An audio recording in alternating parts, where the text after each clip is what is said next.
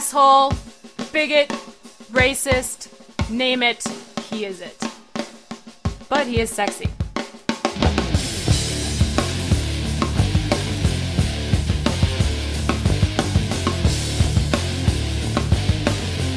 The truth is often stupid.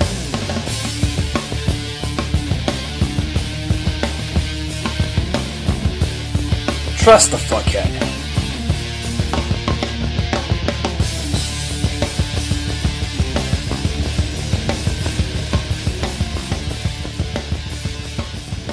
Hey, folks. You are listening to The Podcast. I am your host, Arini, and I've got good news for you folks out there. I've decided to stop half-assing it with these random podcasts, now, then, whenever, and actually start doing this on a regular basis again. So, we are going to start having the podcast appear every Sunday. For now, it is just going to be on YouTube, although Aaron Clary tells me that all of you kiddies out there have your Obama phones with the eye patch, and that I need to get this on the tunes of the eye. However I do that. Hopefully I don't have to install any of their software on my computer, because part of the agreement is that I do not commit terrorist acts. And while I don't plan to commit terrorist acts, I'm not going to make that agreement because I might change my mind. So we will have this on several fancy new dangle update on your live stream, Obama phone style podcast things. For now it's just on YouTube, and it'll keep being on YouTube. But you can download it down below into an MP3. In fact, you can do that with all of my videos.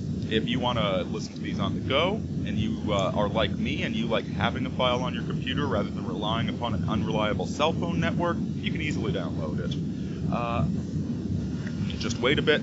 Soon we'll have it on all those fancy streaming services. And since we are doing this officially now, because this is back to being the podcast, the regular podcast, a proper, professional, and supported by sponsors podcast, let me tell you who is bringing this podcast to you today.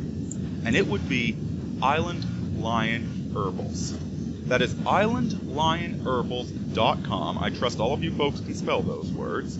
They are the sellers of kratom. Top-notch kratom, straight from Asia. Is it Malaysia? Yes, some of it's from Malaysia. It's from all over. It is good stuff. It works as a stimulant, a painkiller, and euphoric.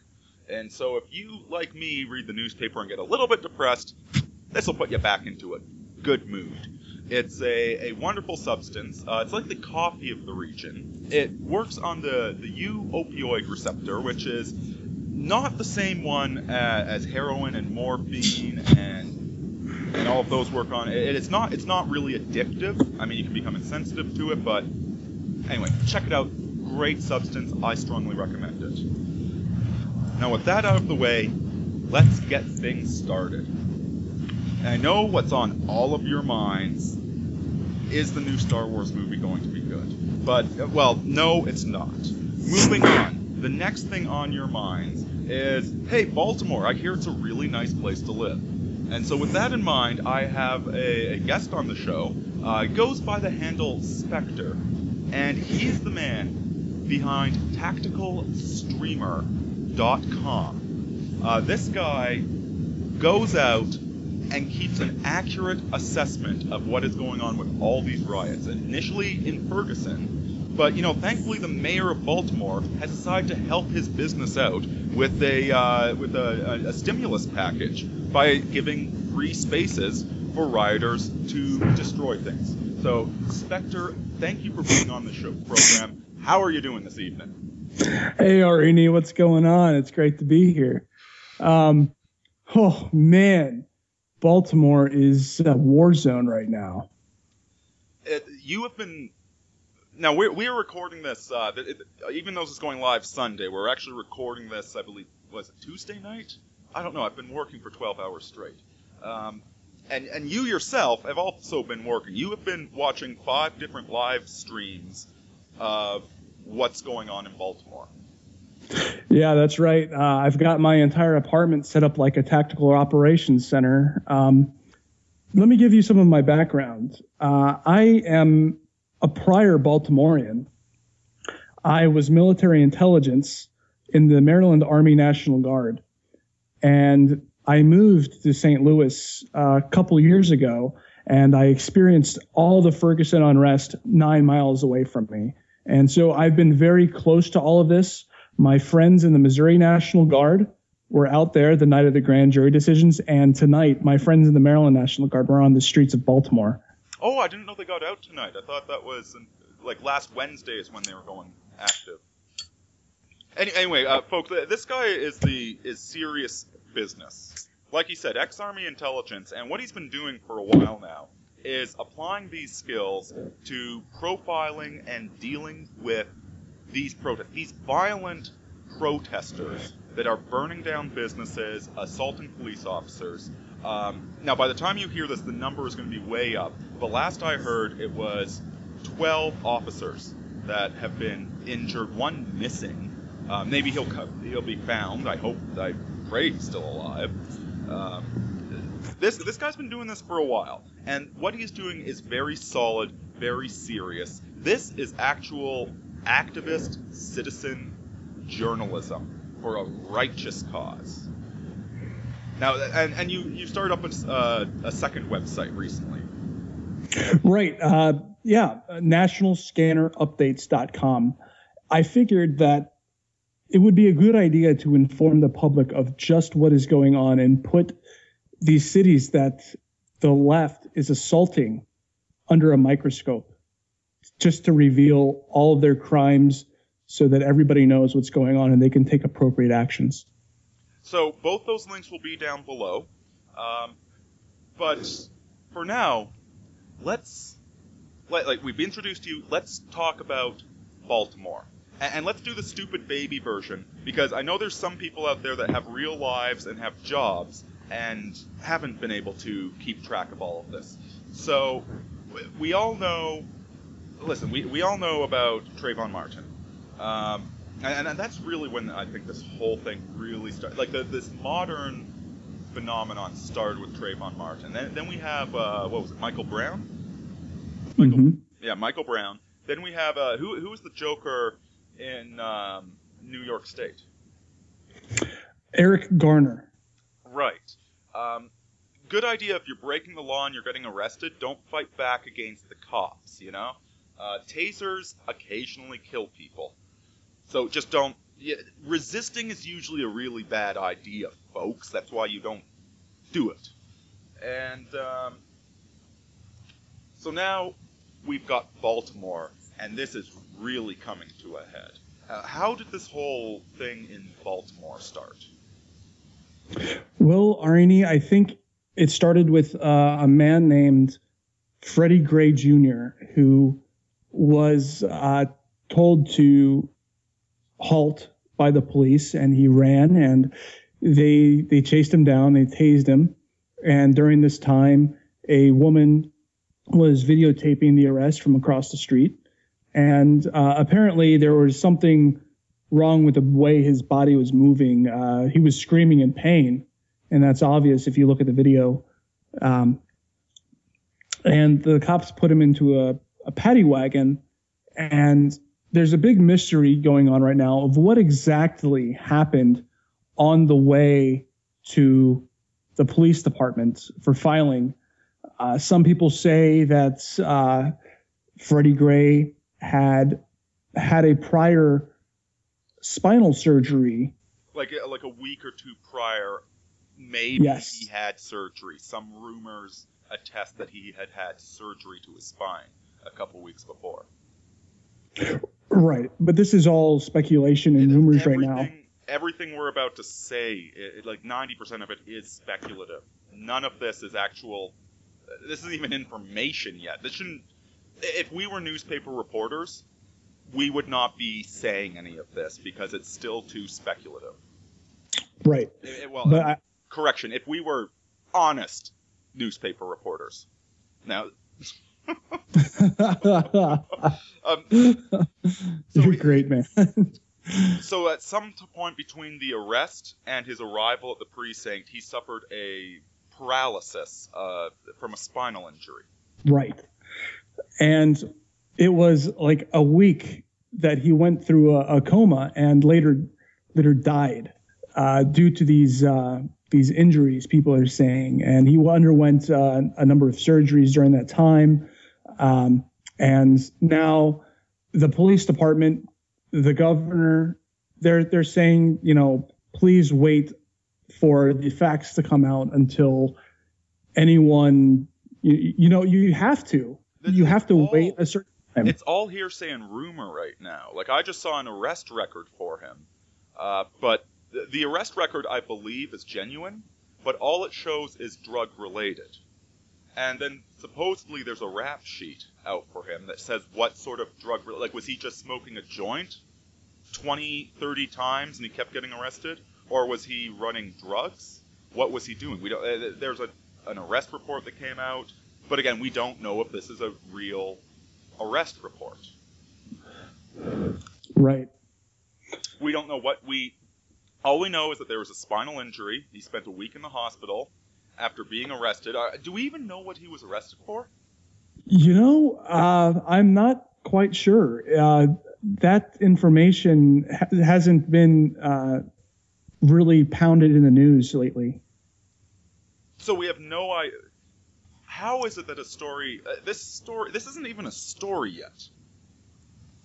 We know his name, we know that he died, we know the cause of death, and we know that there was an arrest, and we know that he had a history with the police. That's it. That's a 40-word blur on the crime page.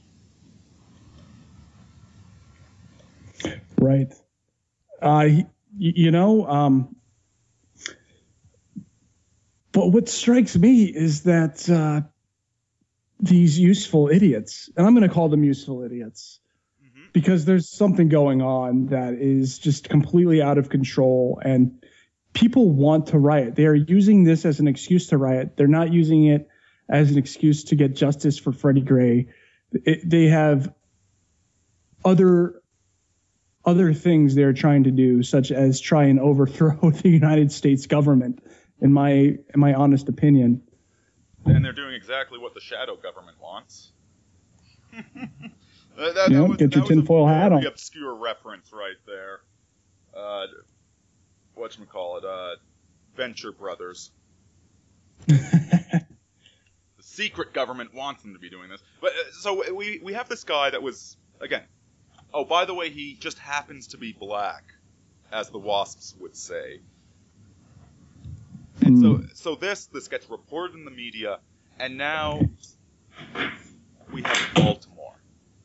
Baltimore, now, in my opinion, you're the expert here, but in my opinion, this puts Ferguson to shame. Oh, this is Ferguson times 10. And having lived in Baltimore and seeing, driving by certain streets, there were just places you did not go as a white person. Well, I've seen The Wire. I trust it was a fairly accurate representation. Yeah, I remember actually President Obama saying that it was his favorite show. Obama, you learned the wrong lessons from it. Obama just learned how to play chess. That's why he liked it. That's right. I believe it. No, listen, Ferguson started off with a whole bunch of ultimately misguided but understandable protests. I think everybody nowadays, like we are really beginning to live in a low trust society. I get nervous when there's a cop behind me, and I'm white. I can only imagine if I were a black guy and a cop showed up behind me. I also don't break any laws. I don't smoke marijuana. I don't do anything. And I get nervous when a cop's behind me. And like, I'm not trying to justify breaking the law, but again, smoking marijuana, I have a lot of trouble getting up on a high horse about taming the dragon with a reefer. Well, Arini, I think everybody's nervous when a cop's behind them on the street. This is just this is something else. Well, I can understand the initial protests in Ferguson, especially like with the black community. I can understand a lot of it. There's a lot of factors going into this. Okay, I mean, we have the social welfare system that is destroying the black community, creating a generation full of criminals. And of course, like a good cop is going to, they're going to go with their instinct. They're going to analyze 50 things about you, and one of those 50 things is going to be race. If they find a white guy in a predominantly black neighborhood, that will ring their alarm bell. It's just part of being a cop. Recently, actually, I wrote a whole piece about profiling, R-types, threat assessment, etc., where I linked to you. It's a really complex phenomenon. It's not racism, it's not hatred, it's just part of being a cop. And when you have a community that's being devastated through socialism, there's going to be more arrests because there's more crime happening there. At the same time, I can see where decent blacks, and there are a lot of decent blacks. After all the businesses that got burned to the ground in Ferguson, well, not all of them, but the majority of them were black-owned, from what I understand, were they not? They were, yeah, and there are a lot of decent black guys, and there is a real community, and people like Jesse Jackson exploit it. Yes. So yes, they do. The initial protests, I completely understand in Ferguson. And then thugs, black thugs, and white Marxists just pounced on the city. And so what started off as, a misguided but understandable protest turned into violent burning of businesses, turned into anarchy. Mm-hmm. They're opportunists, and they want to extort everything possible in order to get something. And this time, that something is a lot bigger than it's ever been. Right. Ferguson started off as the media misreports the death of Michael Brown. A legitimate protest starts, and then the Marxist and violent thugs descend upon the town and turn it into chaos. But it's dealt with fairly quickly. Would you say that's a good description of Ferguson? Quickly. Well, there are a lot of policemen that know what's going on, and they're geared for this. This has become the norm now in every city across the United States. This is what has become normal due to what happened in Ferguson. Baltimore is that's a game changer. Pokemon, but I think when your Pokemon evolves, it gets extra lightning powers or something, and that's what Baltimore is like. Ferguson was friendly and tame compared to what's going on in Baltimore. Oh, Baltimore is a game changer. So a report came out that the Bloods, the Crips, the Nation of Islam, and a gang called the Black Guerrilla Family have actually united in Baltimore during these protests. And that was the day of the funeral. They took a picture, which is really interesting. They took a picture together, throwing up all their gang signs. And the Nation of Islam gives the ISIS symbol, which is really interesting because during the whole Ferguson unrest throughout the whole thing, there were reports coming in that there were Middle Eastern terrorist elements being contacted and helping plan the unrest, giving tips. I'm sure some of them were even there. And I'm thinking actually Hamas was contacted, but this is even bigger now because we have now reports through Joe Biggs at Infowars.com. And, say what you want about Infowars.com. They have a lot of good stuff that's mixed up with some very questionable things. But the report that Infowars is easy to criticize, and they're a little bit loony every once in a while, but their predictions come true. Right. And there was a couple weeks ago, Joe Biggs had went into Mexico, and he had his truck set up. He had GoPros on his truck, just looking out 360. And he rolled up to this complex. Okay. And when he got back, the FBI wanted to talk with him. And from what I can gather, ISIS is at the border of Mexico right now, gearing up, having partnered with drug cartels, and having collaborated with them. They're probably in touch with many of these elements in Baltimore, in Ferguson. Our country is under attack, and we are at war. We have just not come out and said it yet. This is fourth generational warfare that is occurring.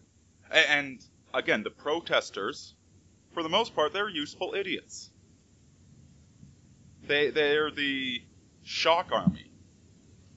I mean, these native citizens. Like this is not the Los Angeles Rodney King. We're bitter because our lives suck because we're on welfare. This is not merely a riot. This is more than a riot, is what you're saying.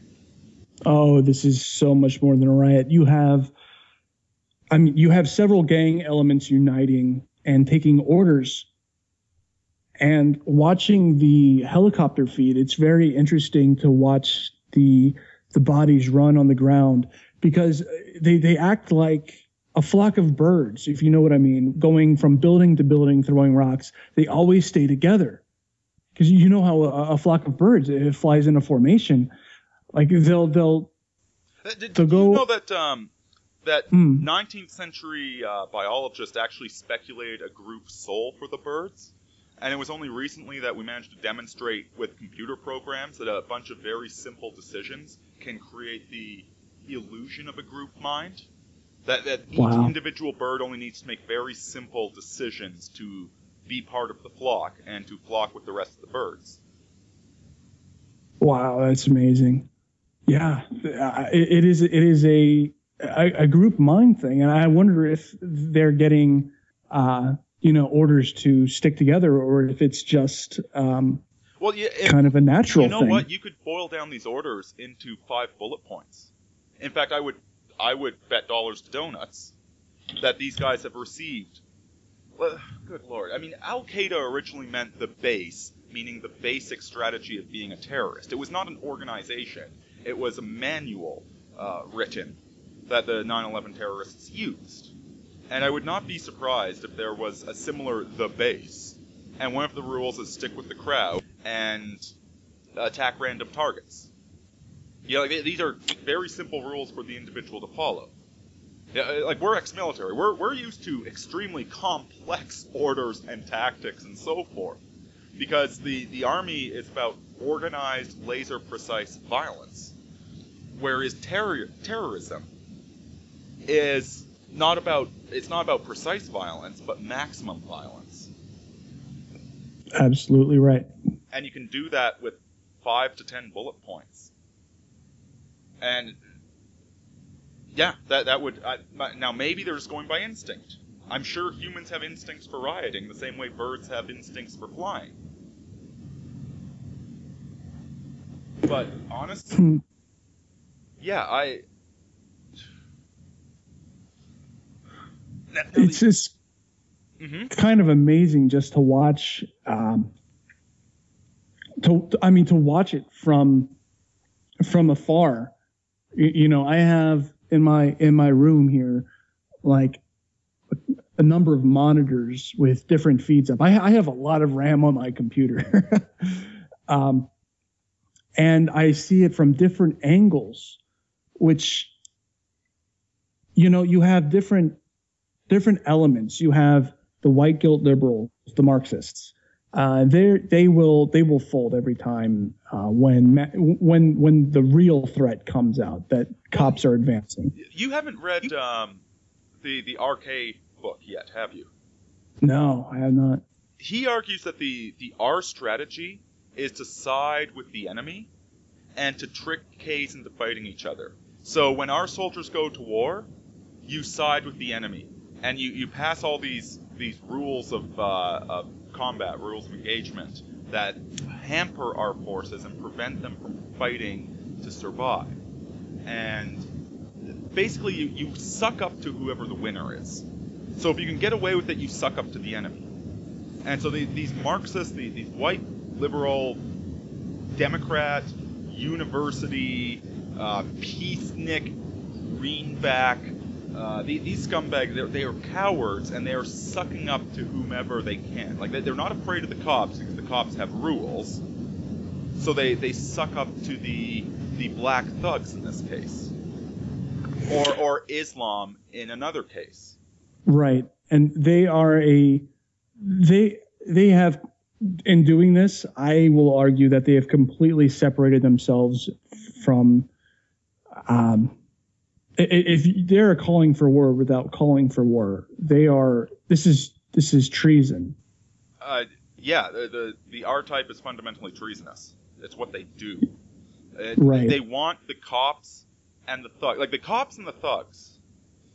And see, I want to give this much credit to the thugs, because the majority of the people in those crowds, that I briefly mentioned.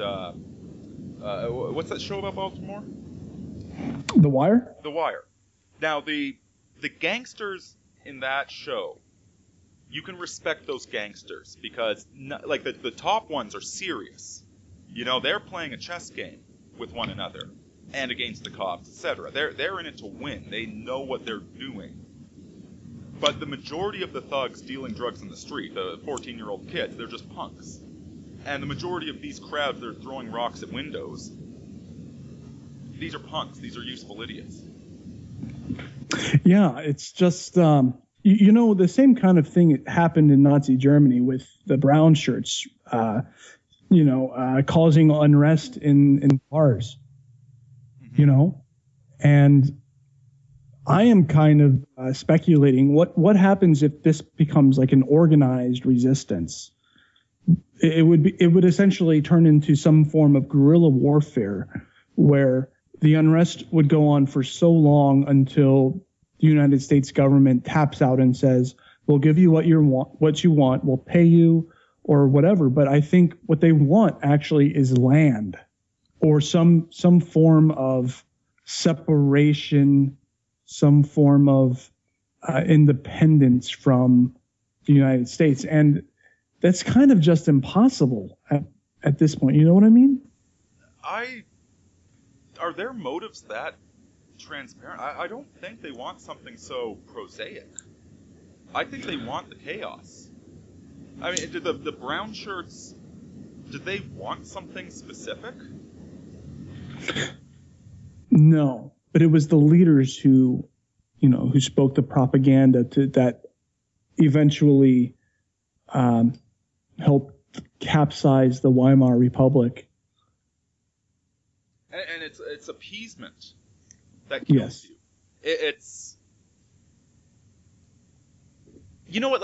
Let's continue. Let's pursue this comparison of the Ferguson riots to Nazi Germany, because you're right. This is eminently comparable. Now, I will be somebody that will point out that I consider myself a historical restoricist, in that I actually want to talk about what actually happened in history rather than inserting some ideological narrative. And, since we are the victors of World War II, to a certain extent that means having sympathy for the Germans and understanding how that came about rather than dehumanizing all of them and calling them evil. Your average German did have a lot of legitimate grievances with what happened in World War I. And there were certainly there were a couple of legitimate grievances and a lot of angry feels about the Jews. Which, I mean, like anti-Semitism, it's been an ongoing issue in Europe for 2 millennia. We're not going to solve it this year. Let's just move forward from that, because I hate dwelling on that topic. Now, when we talk about the Ferguson, it starts off, a lot of these black community leaders have legitimate complaints, maybe a bit misguided, but not entirely wrong. I think that you and I think our audience can have some empathy for how these people feel like they're constantly being profiled by the cops. Even if we just don't agree with them, we can understand where they're coming from, and that they are having a peaceful protest. And once the rioters are done, once the brown shirts go out and smash bricks through windows, and then they disappear when the sun rises and the reasonable ones come out, and we make concessions to them. Right. People just want to live in peace, but peace at what cost? That's exactly the question we all need to be asking ourselves. And I think that the cost, the price that they're putting on it is just for the United States to appease these thugs that are causing havoc in the streets. They ultimately want separatism, but they want a piece of the land for themselves. They're black nationalists. Well, the thugs, I think you're overstating it. I don't see the thugs having... They want violence. They want to be violent. And they might couch it in an ideology.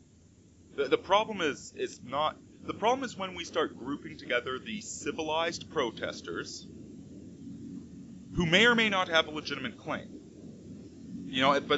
Whatever their claim is, they're upfront about what it is.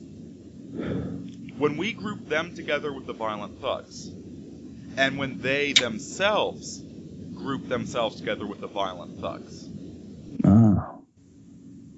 Because the violent thugs are going to be destroying Baltimore for the next week at least. And then the reasonable voices are going to come, and quote-unquote reasonable. If these people were reasonable, you know what I would really like to see? I would like to see a peaceful black protest against the thugs. I would like to see a black protest that when the cops are lined up, standing in front of the cops. Show that you're an American. Show that you support the values of this country, even if you think the cops haven't been following them. Actually, it's happened. Last night, a Vietnam veteran, black Vietnam veteran, stood in front of the police and stated that he supports America, that what these thugs are doing is morally and ethically wrong, and that he would be the first one to stand up and say it. The whole Black Lives... Yeah, God bless him. He is a patriot and a hero. That's what a hero looks like, people. And Marxists use artificial divisions to separate us. Let's go back to Nazi Germany for a second. One of the big reasons they were so angry at the Jews were because Jewish banks allegedly defunded Germany right before the end of World War I. So basically the bankers said, no, we're not giving you any more credit. You can't buy any more bullets. And that's why they lost. Yeah, at least that's the popular perception in Germany. The pawnbroker, the brown shirt's going through a brick through his... Do you think he's part of that Jewish banking cartel? The guy that works 12 hours a day and is just trying to raise his family. And yeah, he's a little bit Jewish and oy vey, he's got some annoying jokes. Do you think that guy was behind the defeat of Germany? No. Do you think any of those people, even if there were, let's suppose the absolute worst, and the Jews did intentionally destroy Germany in World War I for sake of argument, do you think the brown shirts threw a brick at any single one of those individuals who did that? Or did they throw them at working class Jews that are just like the rest of us losers?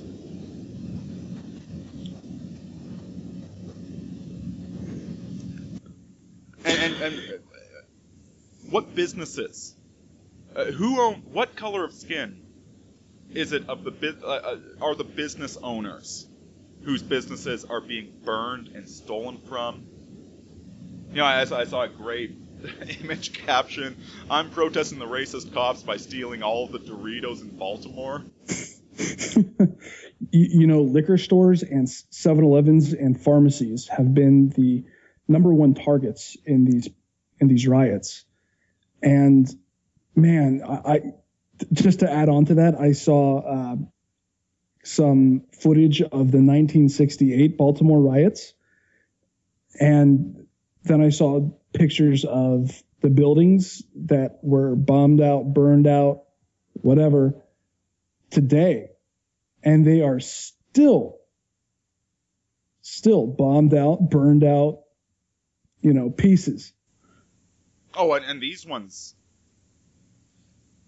I mean, unless something really positive happens in the near future, and I'm not discounting that, because people are waking up. It really seems to me like people are waking up. I mean, like the Gamergate thing, people are noticing what's going on. So there might be a really positive change. But do you think any of these businesses are going to be rebuilt? Any of these pharmacies are going to reappear? No, not at all. Not under the current trajectory. And I want to make an argument for white flight and why it's probably a good idea. And I think everybody listening to this can probably understand why. It's survival. Nobody wants to live in a war zone. That's an argument for black flight as well. I mean, that's absolutely. Like Aaron Clary's book, the Black Man's Guide Out. What's it called? I have it around here somewhere. The Black Man's Guide Out of Poverty. You don't have. Why would you live there? Get out. Being in a war zone is not. If that's black culture, then everything the white supremacists say is true. Right, and I have to state this. This is not a race thing. This is a cultural thing. Yes. That the race is a distraction. The race is an excuse. It's always an excuse. With feminists, men versus women, that's idiotic. Men and women have always men love women. Women love men. Right. Yeah, I actually this will a few days ago. By the time this goes live, I just recorded a video on the whole like the artificial womb. How will that? At the end of the day, even with all of the reproductive technology, all of these feminists saying that we need to get rid of all men and we'll just have a collection of studs that will donate to sperm banks. We have sperm banks. The majority of women want to marry a man to have children. And yes, in this toxic culture, the marriages fail quite often. But they still want they don't want a sperm bank. They want a man. And men, even knowing how terrible it is, still want a woman. Like men and women are in together. And with the races, like there are differences between the races. That's basic freaking science. You want to go argue with science, go argue with them, not me. I just follow what the scientists say. But this is not a race thing. It's about civilized people versus savage, Marxist scumbags.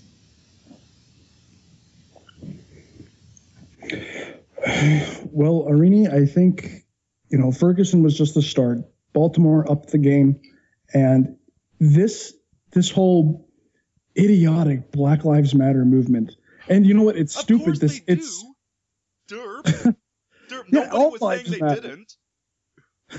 I mean, even the hardcore white nationalist sites, they don't like blacks very much, but they don't want to murder them. They just want them to stop being dumbasses. Stop looting. Stop rioting. Leave us alone and live in peace. Like, I wish the best for you, but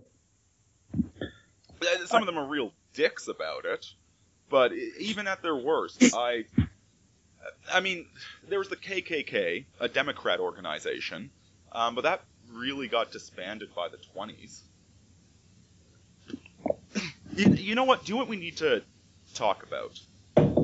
Is the mayor of Baltimore. Now, I think she really proves that every negative thing that's ever been said about a female leader is sometimes quite true. I wouldn't say she's much of a Thatcher, would you? she is. She has no leadership skills at all. Like, it's probably on the negative side of the scale. I don't know how she got elected. She ordered the police to give the protesters room for destruction because burning businesses was part of their freedom of speech. Right. I was the first one who caught that and tweeted that out, actually. To give them space to destroy. And I had to go back for a second. Wait, did she say that? Did she say, and she, you know what, before in her press conference, she justified looting because it's done in name of the oppressed. Please. We're not even talking about CVS Pharmacy here, okay? I mean, listen, the argument that, hey, Walmart can afford it if I shop, that's a bullshit argument. But I get it. We're talking about looting the local, privately owned, independent convenience store. Not even the 7-Eleven. And I would bet dollars to donuts that most 7-Elevens are actually independently owned. It's like McDonald's, you buy a franchise, but you're still, like, you pay. If your 7-Eleven gets looted, you pay. We're talking about Joe's Burgers. Joe's Burgers just got burned to the ground.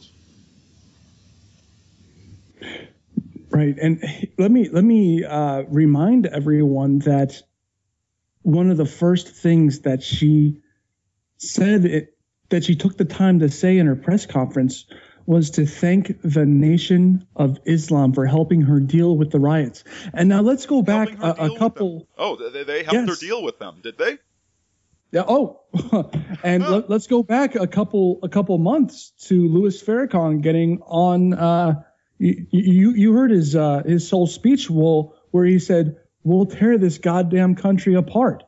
Did you hear that? No, I didn't hear that one, but somehow I'm not surprised that a prominent social figure in America threatened to tear the country apart, and nobody reported on it.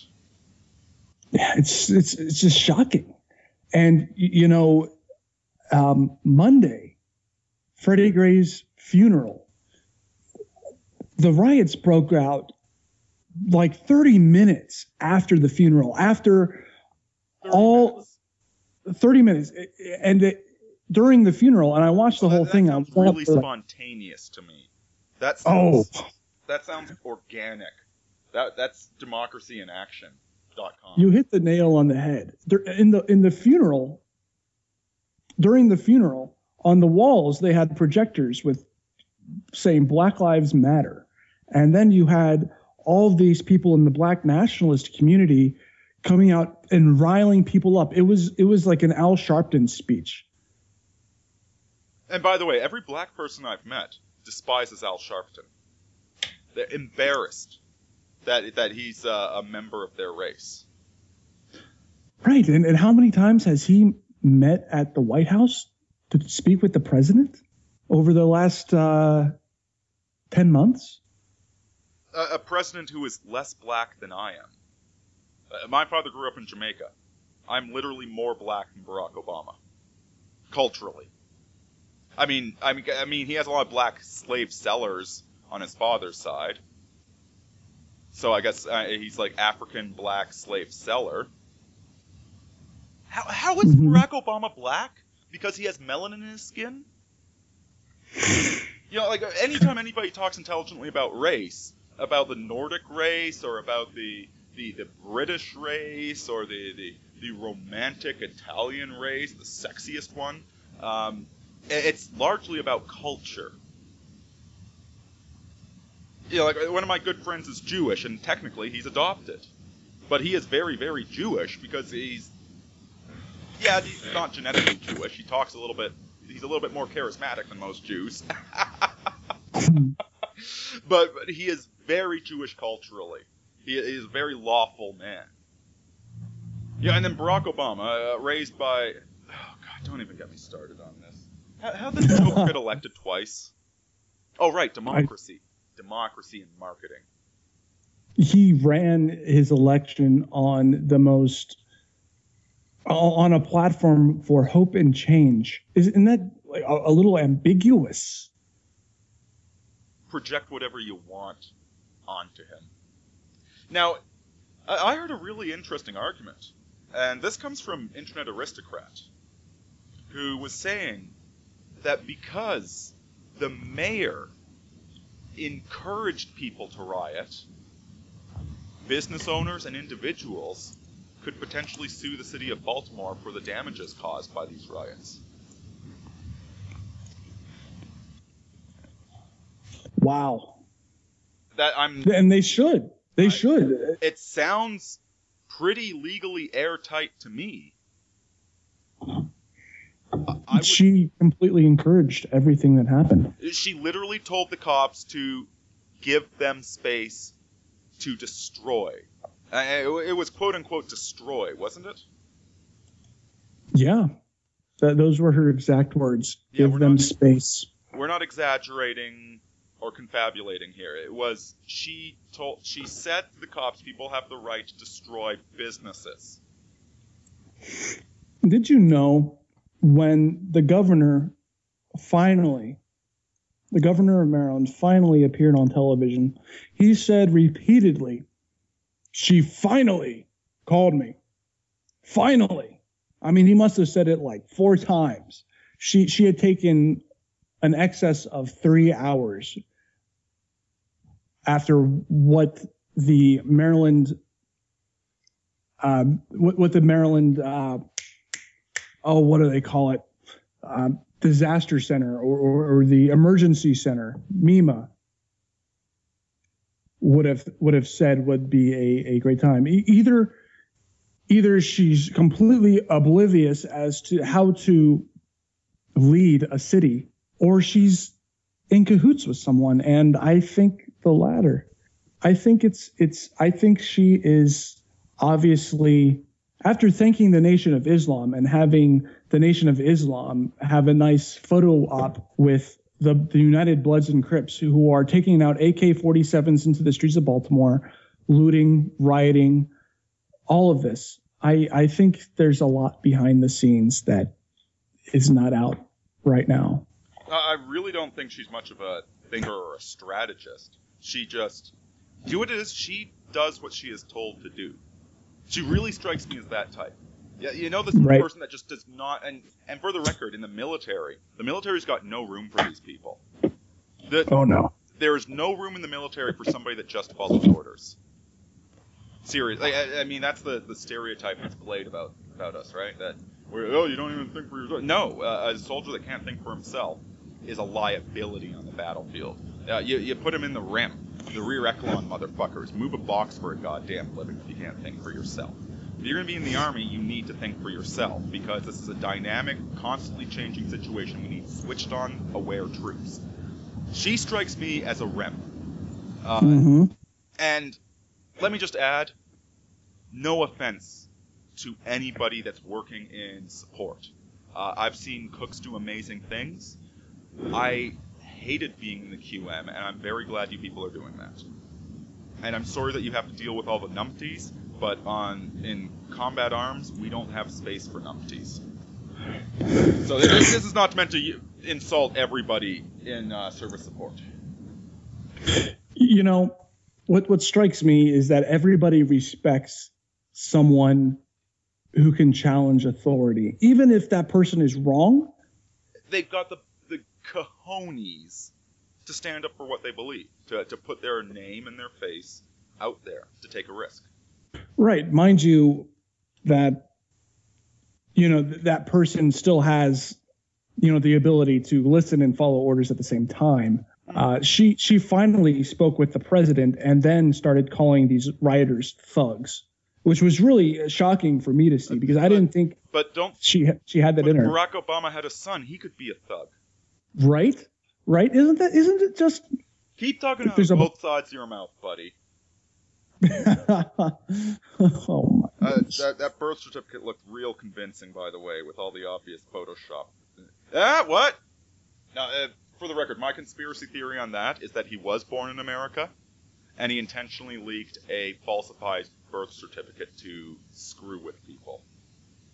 Right, like he was born in Hawaii before Hawaii became a state. There's too much weird. All I know for certain is that what was released, the birth certificate that was released, was definitely a forgery. The long form one. It's an obvious forgery. It's a spit in your face forgery. The CIA can do a better forgery than that. Well, let's get back. Oh God, that's. I don't want to talk about conspiracy theories because too many of them are true, and you sound like an idiot for talking about them.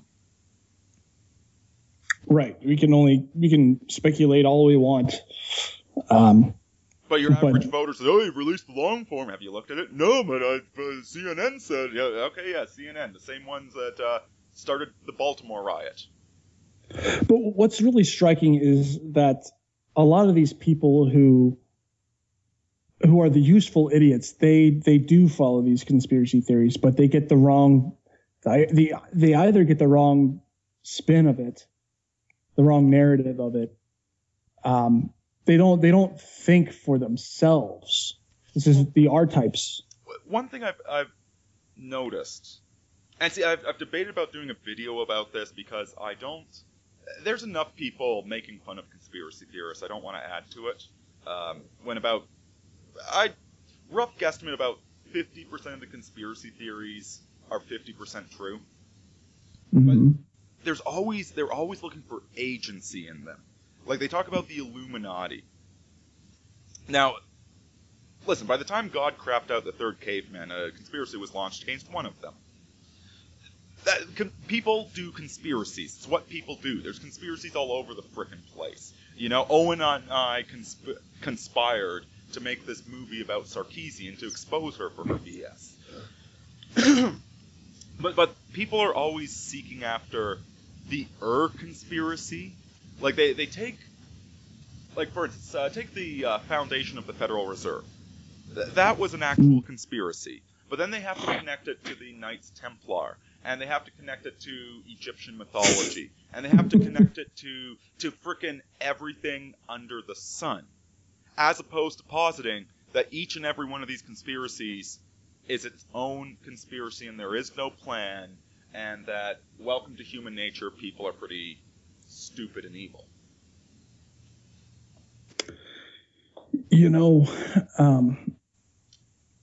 Speaking of conspiracy theories, I think it's probably appropriate, given the circumstances that are happening in Baltimore, Oakland, California, Ferguson, New York.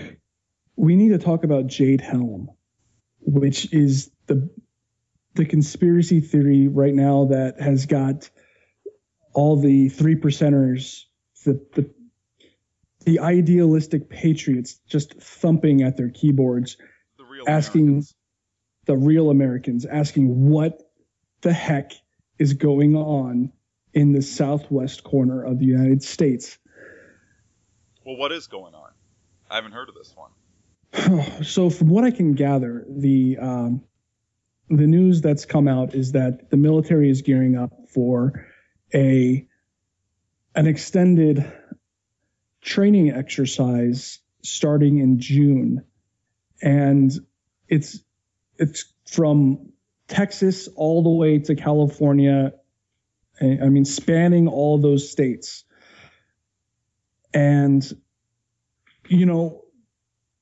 random people are, in these states reporting seeing Walmarts shut down, massive military convoys on the roads moving equipment. all this stuff is going on, and I can only speculate after hearing, hey, ISIS is at the border. The Marxists are rioting, looting. I mean, they're helping those looters, and the Nation of Islam is holding up gang signs that in the same way that ISIS does. What is going on? I think America is under attack. No, I believe it's under attack, and I believe that it's under attack from within, and that is to destabilize what is currently going on. And when someone attacks from at the border, from the Mexico border, then it will try and disperse troop movements, thinning them. Like if you've ever played Risk, you know what I mean. It thins out resources. But I have to say we have a very strong military, and I can only speculate. Thank you. The soldiers on the ground. All right, let me rewind a little bit, and we will get back to this. I'm not trying to change topic, but contribute to this. Let's talk about the whole libertarian position on cops for a second, because I think a lot of really good people get attracted to libertarianism, and certainly, like, I don't know about Rand Paul. Okay, like, I don't have any strong opinions this way or the other. Is he playing the game or is he a hypocrite? I don't frickin' know. But a lot of people get attracted to libertarianism or anarcho-capitalism because it's a very easy, simple solution. If I completely reject the state, then I don't have to take moral responsibility. Like, I'm never wrong. Do you know what I'm saying? Like, I completely disagree with government, then I can never be held culpable for voting for a bad president. That's the coward's way out. And with the militarization of police, 5 years ago, I was and even today, I'm not a fan of the militarization of police. Let me tell you about my keychain, okay? On the one side, it says, the right to keep and bear arms. On the other side, there's an emblem of an AR-15 with the words, I don't call 911. That's my perspective on the Second Amendment. I don't hate cops, but like Bukowski, I feel better when they're not around. Right, I think everybody does. Nobody wants to have a policeman around unless they have the... And I see. You know what I mean? Yeah, and I don't think in a civilized society, I don't even think cops should have guns in a civilized society. I think citizens should have guns, but not cops. The cops have the badge. That's their shield. And that thing's bloody magical. I wrote a piece about that. Look up the magic of the shield. Interesting. But when you see stuff like Ferguson, like Baltimore, I'm glad that those cops have sniper rifles, that they have APCs. I'm glad that they have all of this stuff, because this has been building for a while. And they signed up to be cops. And I wish to God they were just peace officers, but they're about to become peacekeepers. And a peacekeeper is a soldier. A soldier kills people and saves lives. Peace officer keeps the peace. Right. And them having weapons, it's the only thing that the enemy respects, is a show of force. Which they're not, much like our soldiers, they are not allowed to do. Now, when it comes to the popular conspiracies, the crowd is stupid, but the crowd has a certain amount of animal sense. And they tend to be stupid about the specifics. They think there's an Illuminati secretly pulling all the strings of everybody, and they're it's... No, there's just a whole bunch of self-interested, short-term thinking people out for a buck. But the big picture of where it's all heading they tend to be pretty accurate with that. Yep. We are heading to civil war of some type. It's already unrest in a number of major cities. I think the real question, and maybe I'm just an acolyte of anonymous conservative here, the RK theory of politics. Maybe it's just that, but I really think the real question is, who can we trust? On the one hand, I trust every serviceman in Canada and the United States and Britain and the rest of NATO. I trust every serviceman. They are good human beings. The leadership, well, are the failures just because they've been caught? Like, listen, leaders make mistakes. You got to forgive them. Sometimes they just make bloody mistakes. Or is it organized? And with some of the goings on with the generalship in the United States, you really have to wonder about that. Right. It comes to the cops. Should the cops have military equipment? In a perfect world, no. In this world, I'm actually kind of glad they have military equipment. And then you got the spooks. You got the CIA, the FBI. And whose side are they on? Who do we trust? Right. Do you trust their orders? Because I would have to say that 99% Perfect example, this war on drugs. Everybody that gets arrested in the war on... let's say 70% of the people arrested in the war on drugs were committing a crime. And they were probably a dirtbag to boot. Overall, though, the war on drugs has weakened us. It has decreased trust in our societies. It has decreased respect for the cops. It has increased violence in the streets. It has benefited the top-tier drug dealers. I mean, even the ones that get arrested. Drug dealers are really stupid. They don't think long-term. And if they can make $1 million and then spend the rest of their life in prison, they'll do that. So they've benefited. It's encouraged more drug dealing. The war on drugs might, on the individual level, have been waged justly. On the meta level, it's been an absolute failure for our civilization.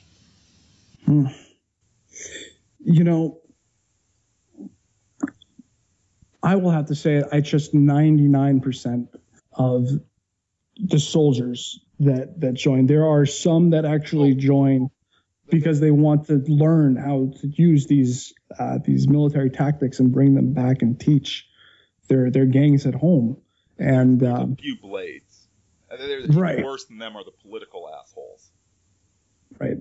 And I want to say that trust is a very curious word, because you like these patriots, these 3%ers that have America's best interest at heart, constitutional interest at heart. I trust them. And when you apply it to the soldiers, a lot of the time they don't have the scope of the big picture that is coming down from the top. So do you trust their orders? Right. And this is a really hard conversation to have, but I've been really mulling it over. In the American Forces Oath of Enlistment, I swore, and the memory of it lives within me. I still abide by it. I will protect America against all enemies, foreign and domestic. Now, mull over those words, domestic enemies. What is a domestic enemy? In my case, I swore to uphold the standards of Queen Elizabeth II, not a government that betrays her interests. There's a little bit of ambiguity there, but right. I really think a huge part of our problem, and recently I've been outspoken against certain people ostensibly on the right who I don't think are behaving in a in an honorable or trustworthy manner. Of course, they're using all the words of the right, but they're doing it to create backbiting and internal conflict and egoism and all of the problems of the left side of the political spectrum. The entire reason that these people should never be allowed into power. These sneaky males. There's a lot of infection of that on the right. And I think what we need to be doing is, instead of defining our friends versus opposition based upon what they say they believe, we need to start defining it based upon how they behave. Right. Acts speak louder than words. And I don't care if somebody votes conservative if they're a sneaky backbiter. Cut that person. Right. The acts that we have seen coming out of Baltimore this past week, those are acts of war. Now, they aren't. What makes it a really curious situation, though, is that they're not organized like an army is. Right? Again, this is fourth generational. This is about maximizing violence, not targeted violence.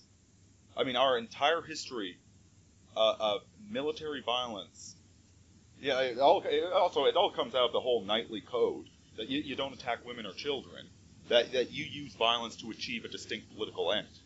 You use the minimum and appropriate amount of violence. Right.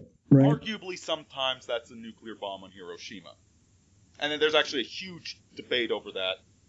Folks, don't distract. Yes, there's a huge debate over whether the nuclear bomb was justified. I tend to think it wasn't. But there's an argument that it was. Sometimes the appropriate level of violence is a nuclear bomb. Sometimes it's a punch in the face. Sometimes it's just pulling your pistol out of the holster. But it's targeted, specific violence. Militaristic violence is all about the minimum and most effective. What they are doing is the maximum level to create terror, not to achieve a political end. They're talking about... There are rumors they are targeting police officers to kill them. But they are not planning to suicide bomb police headquarters. Which, if your political goal would be served by murdering police officers, or by killing them, since this would be war, then bombing police headquarters would make the most sense. That's not what they're doing. They're trying to instill terror. Right. Well, how do you figure? Just yesterday, I think it's the number is up to like 15 now. 15 police officers have been admitted to the hospital for serious injuries. A number of white people, and I'm only going to say it because that's who they said they were going to target.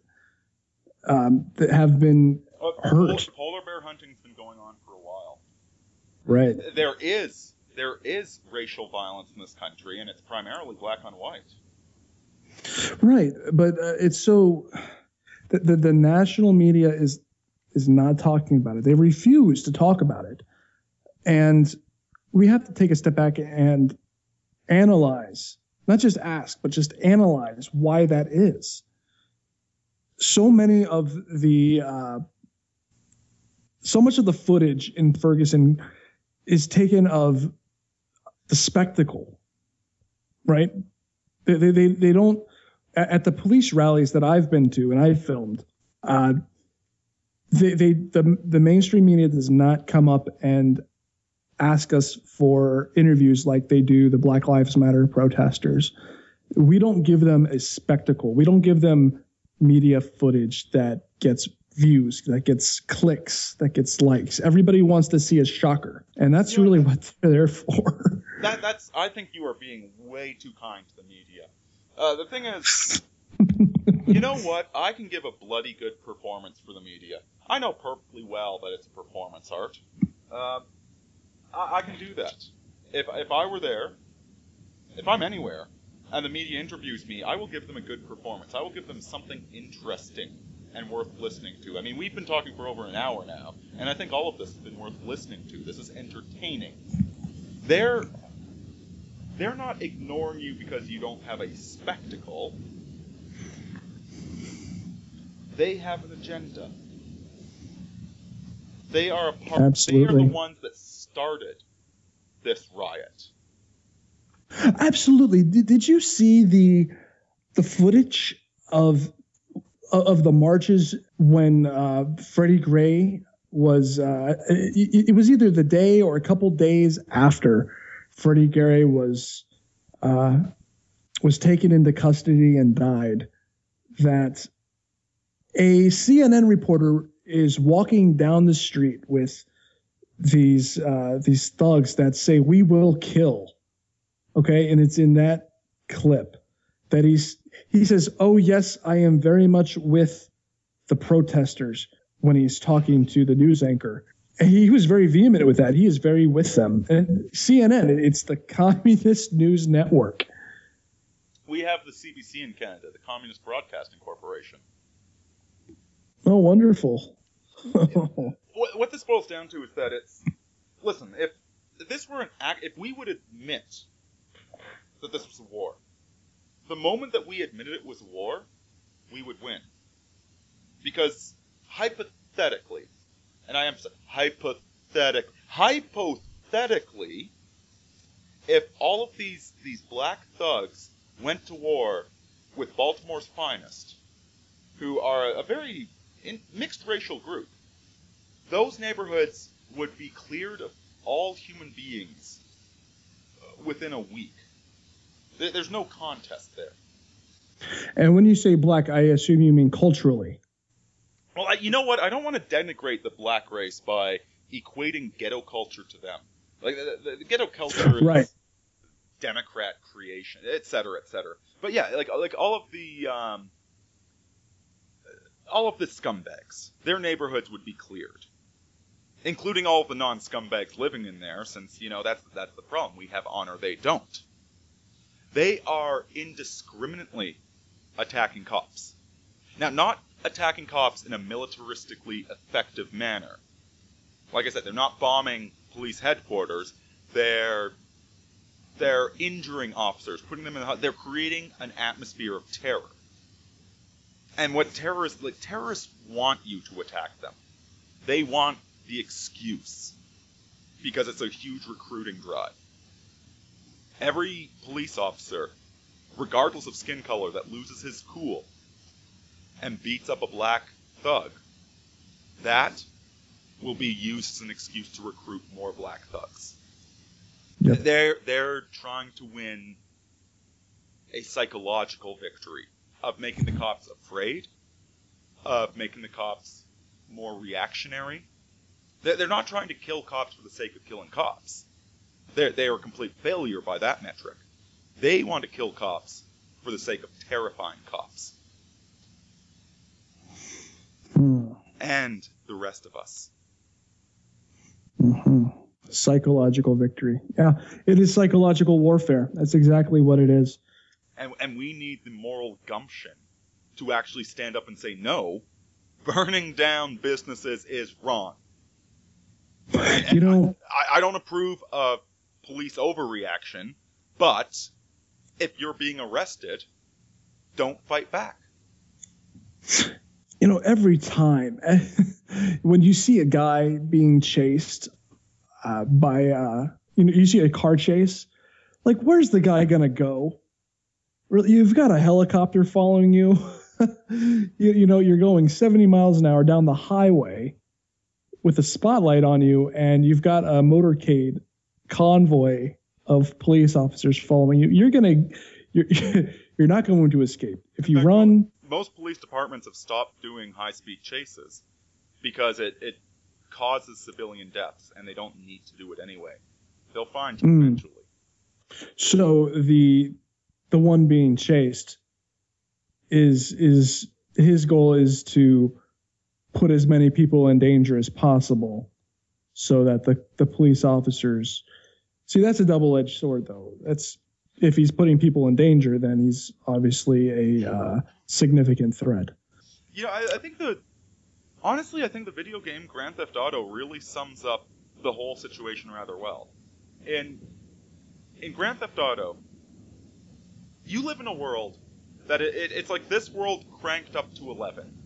It's frickin' ridiculously annoying. All the pedestrians say remarkably stupid things.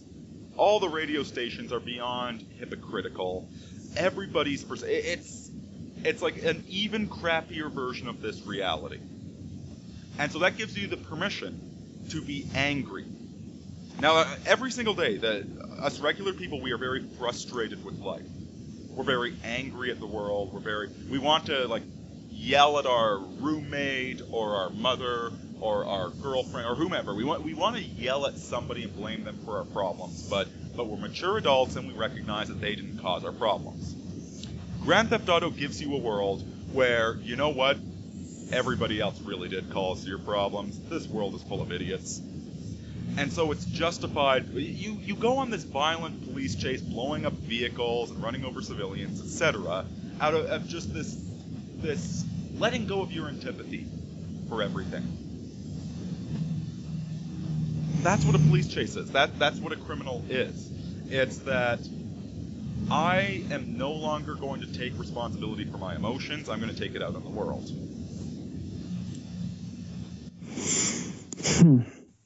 Yeah, I get rid of my anger in video games too, but it's a great outlet.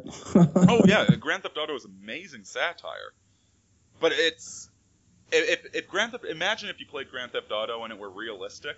It's like, oh my God, my baby's dead. That wouldn't be fun. That wouldn't be fun anymore. Right, and you know, one of the things that I did to help Ferguson heal is, you know, I went to these police rallies, right? And I brought a humongous megaphone with me, and I started playing some. I played music as the protesters would come in and try to disrupt the police rally, right? And it was very satirical. The music spoke to the moment, right? It was like I was creating a scene. The way that you win, I think, is in this psychological warfare, is you have to be more clever than the enemy. You have to humiliate him with humor. Yes, absolutely. I mean, the left has been owning snark for quite some time. QED, the Daily Show. But snark is not humor. I really think humor is part of our side. And again, who was it? Reality Doug? I forgot who said it, but you don't defeat social justice warriors with hate. That's exactly what they want. You defeat them with love. You know, that doesn't mean you don't fire a righteous bullet into their heart when they transgress, but it means you don't hate. And I think that's what I was saying about trust earlier. We need to start learning to trust people. And cops, absolutely. Like I said, I don't like cops, but I'll tell you, the cops in Vegas, I don't like it when they're behind me in traffic. Not a fan of that. but all of nobody does. All of my I've only seen them at a distance. They always seem to know exactly what they're doing, what their job is. They seem like damn good cops. That's good. And you know, any cop putting up with a protest, don't give them shit for owning an APC. Yeah, I think the cops and so I think I can understand why cops would want to own an APC right now. Oh, you know what? The actions of the looting, the rioting, the shootings have made these APCs necessary. Look at Baltimore. You know, it's almost as if somebody sensed this was coming and created a BS excuse to get the guy. There's a conspiracy theory for you, that there's some good guys in charge that knew that this garbage was coming, and so they used the war on drugs as an excuse to get cops APCs for the inevitable eventuality of these massive riots. It's like someone's been reading The Fourth Turning. Yeah, almost like. Never read that book. No, I'm kidding. It's actually an amazing book, folks. But we've been going for over an hour, and people are sick of hearing our voices. I'd like to finish this off on one thought. This, especially Baltimore, over the past week, it really strikes. This is the new normal. Things are, you know how Gamergate was this amazing. I mean, like, cultural Marxism used to be a fringe term that people that actually read books and gave a half a damn spoke about, and anybody that had a real job silently agreed but never left a comment, and now it's mainstream. Same thing with these protests. These protests with the other side. I think this is the change happening right now. Your thoughts? I believe it is too. And one thing I want to add to one of the recent last points that you made is that the left is full of lies. They use useful idiots to obtain their means, their goals by using these people. And what we really have on our side is the truth. And what's funnier than the truth? Look at a platypus. The truth is bloody hilarious. No, I'm not being facetious. The truth is actually pretty hilarious. And you know what? You're right. They are lies. They divide us. Man versus woman, rich versus poor, white versus black, etc., etc. A cop versus civilian. Judge people on their bearing and their honor and their ethics. And you know what? I think we've got some friends on the left, and we've got a few enemies on the right. And I think the enemies on the right, are far more dangerous than our enemies on the left. And our friends on the left are far more powerful than our enemies. Something like that. Whatever. I was trying to create a bon mot. He'll just have to deal with that failure. But I think I see what you're saying. Last thoughts. Every one of these black men that the left has put on a pedestal has ended up being a lie. Trayvon Martin, Mike Brown, all of this stuff. Oh, can I add that the one that they tore down, Bill Cosby? Bill Cosby. Evidence is not a saint by any means. He's a human being, but he's a man that actually cared. Good Lord, he didn't just care about his race. He cared about all people. His Cosby Show was full of really positive lessons that I remember growing up to. He was a good man. You know, not a perfect man, a flawed man. We're all flawed men. We're all flawed men. But he's a man that deserves to have a statue made of him.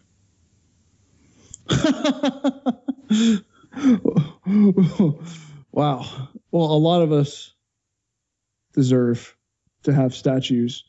Yet a lot of us do the job that needs to be done, and we don't, like the Baltimore police, the Maryland National Guard that's out there, the Ferguson police officers that are out there that are being spat upon.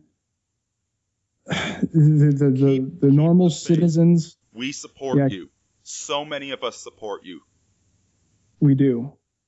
And the last thought I have is, let's wait and see where this goes. The announcement, the liberation, I should say, is coming out about this guy, Freddie Gray.